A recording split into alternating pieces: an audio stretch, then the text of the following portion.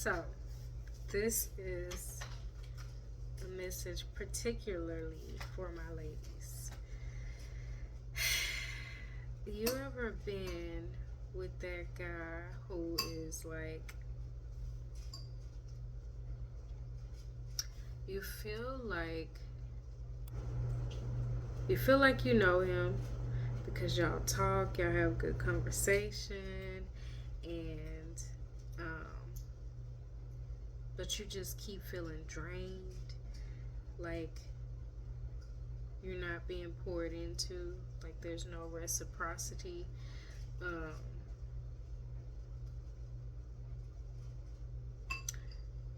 gonna go through why, because the thing is that, you know, we have this expression that we use for guys. We call them F-boys, right? That use women, that manipulate women, and some of which are womanizers. But we're going to talk about you being wise enough not to choose somebody that seemed on the outside to be that, right? So, not one that you consider a womanizer. I'm going to say someone who, let's just say, for example, you've been dating for a few months and y'all have good conversation. Y'all have agreed to make things exclusive.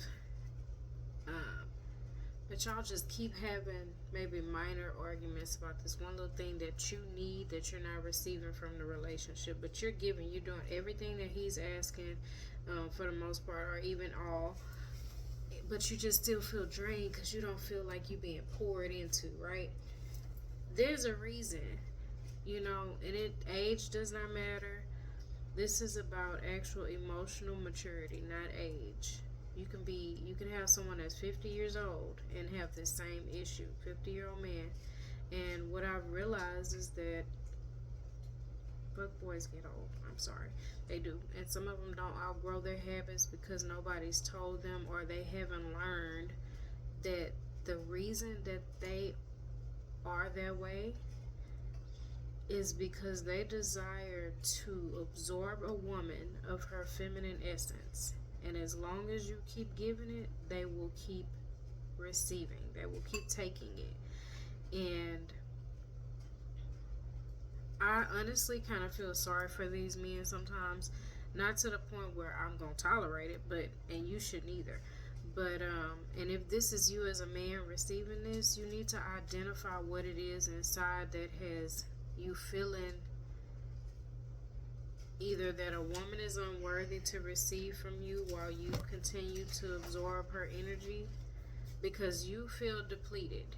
There's something that you need that you're not receiving, right? It's like being thirsty and you keep getting thirsty. You keep getting thirsty, but you're drinking. A lot of times people have diabetes and that happens. There's some source. There's a reason.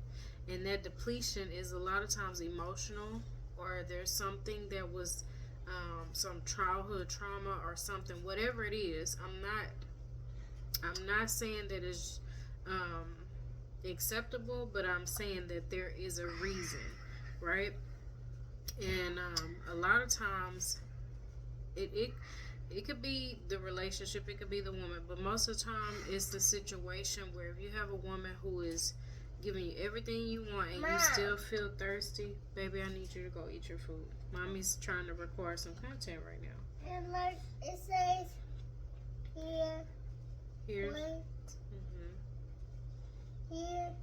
to a great week. It does. Can you go finish eating your food? Thank you. This is not the time. Mommy's working on something. Go sit down and eat your food. I'm kind of... No, you're not, because Mommy put a little bit in there. So go eat, and you will not get the thing that you said you wanted if you don't eat your food. What? Popsicle? Go eat. Yes. So the point is, anyways, go over there and eat. I'm scared. I'm scared. And sure. I'm scared. Okay, go sit down and eat. You will not be getting a popsicle tonight. Yes. No, you're not doing what you're supposed to do. Yes. So I said no. You're not doing what you're supposed to do. You're not holding up your end of the bargain. Do you see what I'm saying? You want something, you want the treat, right? But you're not doing what it takes to get the treat. Mommy said you need to eat your food, right? So go eat your food. I'm going to stay. Prime example, and a lot of times this is where that type of behavior starts, is childhood. When people, they keep getting the things they want without putting in the work. Okay, so here we go. We back on track. Hopefully my thought hasn't expired because my brain be all over the place, y'all. But the point is, if you find yourself in a situation like that, one thing I've learned, I remember when I was younger, there was an older woman that said the quickest way to run a man off is to ask him for something. And I thought that was just like old bitty stuff, like old women just talking noise. I'm like, well, I mean, I knew there was some validation, like, to some of it, but at its core, that is 100% true in this scenario. Like, if you feel, at the end of the day, if somebody keeps absorbing your energy and you're not receiving anything in exchange to pour into you, there's a reason, right? If you feel like you're a healthy, level-headed person and you are not being poured into to where you feel like that you can keep sustaining the energy that you're giving out, then I guarantee you ask that man for something, he gonna fade away, or it's gonna. But now you keep your feminine essence when you ask. And I talk about all kind of ways to communicate with men that are healthy and that soften you so that you can, receive those things. There are things that I've been working on myself that I've seen work, and that I learned from masters of feminine energy, not just somebody talking out on the side of the street. This is a real deal. But the point is, if you find yourself in that situation, and I have used this technique myself, unknowingly at the moment, but I guarantee you that it worked. When I say the situation arose, I'm gonna tell y'all something too. A lot of times it starts with the small things. That's why I say pay attention. If you feel like it could be nothing major going on, but you feel drained in this relationship. You feel like, I'm going to give y'all an example of a situation I was in. This is girl talk for real right now. Situation I was in. Anytime I go into a dating situation, I am clear about my needs, my love language, the way I express love, and the little things that matter to me. It's not that I don't believe that it's giving someone a blueprint, but I do think men sometimes do need it. If I want my house built the way I want it, I am going to give a blueprint. I'm going to give a layout in general, and we're going to see what aligns, right? So, for example, I love fresh flowers. I buy myself fresh flowers weekly. I think it's a nice gesture even to buy my friend flowers, or for my friend to buy me flowers. And flowers is just an example in this case because that's what I like. But the point is, I was in a situation, first of all, where I went above and beyond to explain to the person what my desires are around that. So let me just say, I told him in the beginning that I like flowers. Never got the flowers. I expressed it a couple other times. I said, I don't care if you pick me flowers on the side of the road.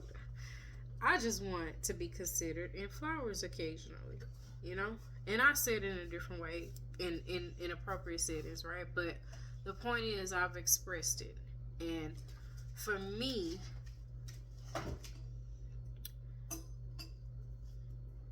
if I'm asking for that, that's a little thing, right? That's a little thing that I'm asking for.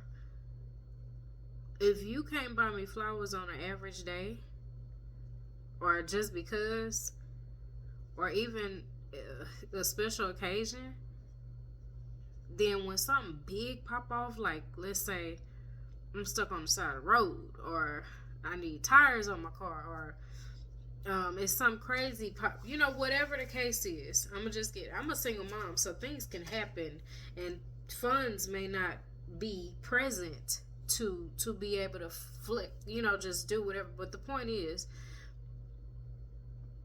what I look for in a man at any stage is a man who can provide.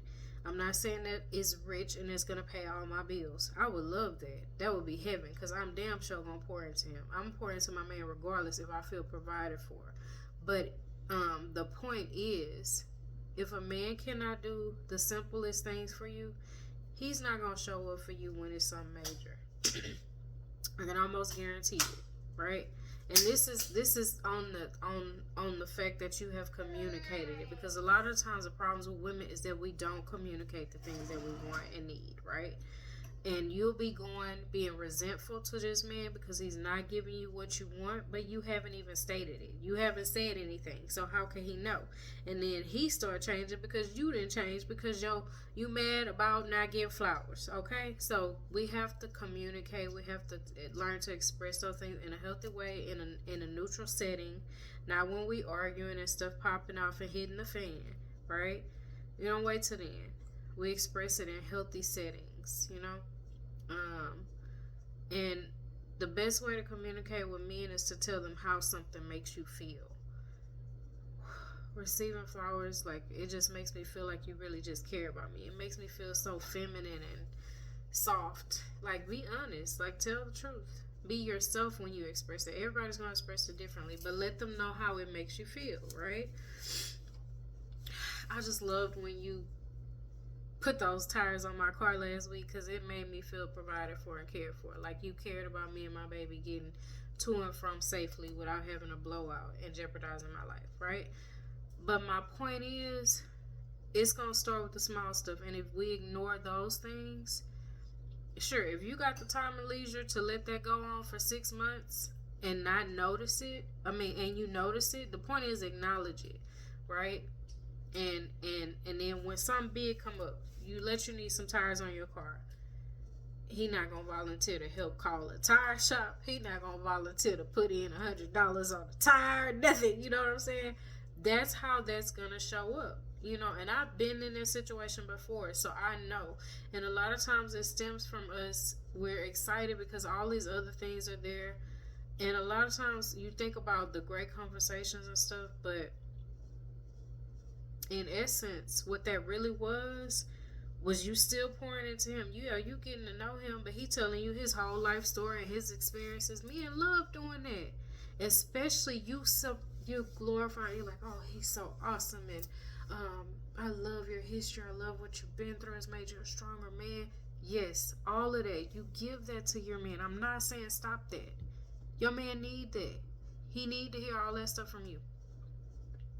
But what it's doing when it's a man who's not pouring back into you is eventually it's going to be draining, because you are enhancing his masculinity.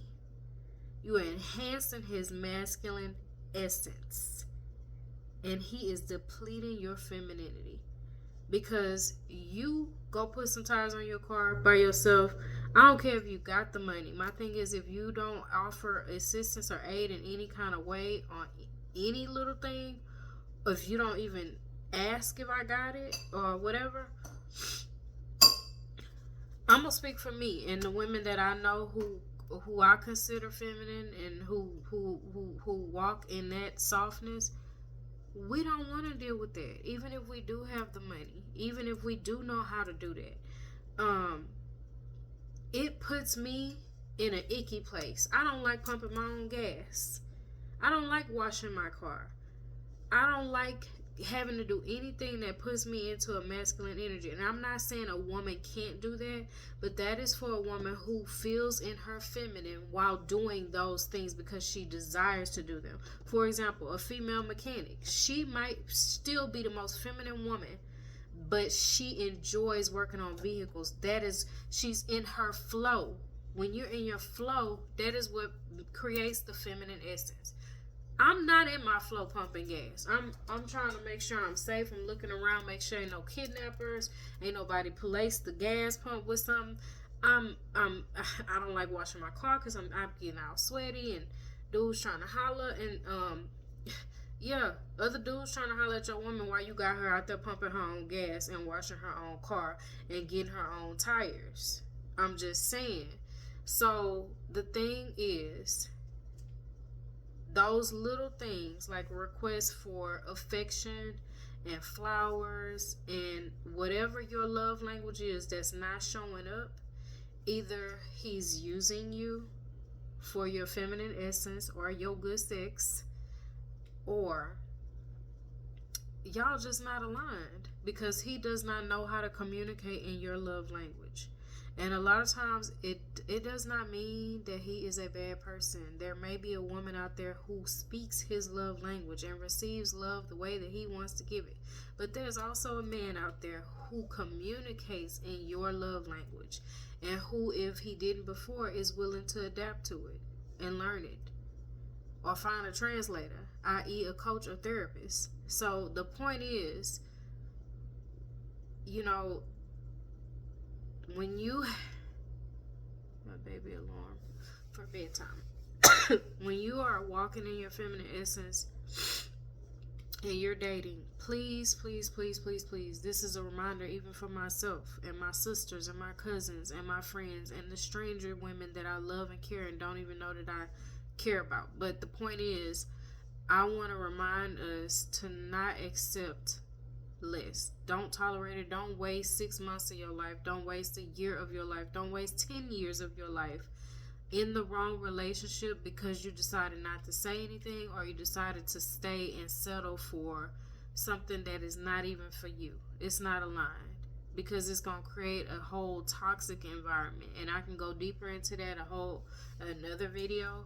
But the point is to acknowledge the flags, the signs. I'm not saying they mean hard stop, but I am saying that you need to note them. And be prepared to walk away. You know, sometimes you have to do that. You have to choose yourself.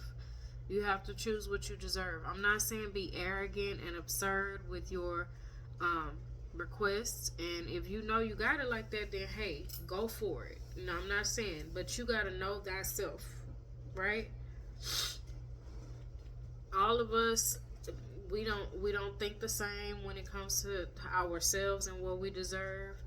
I do feel like you deserve the best, and at the very least, you deserve somebody who communicates in your love language and who wants to fulfill that for you, especially if you are truly a woman walking in your pure, divine, feminine essence. That's all I'm gonna say. Love y'all. Peace.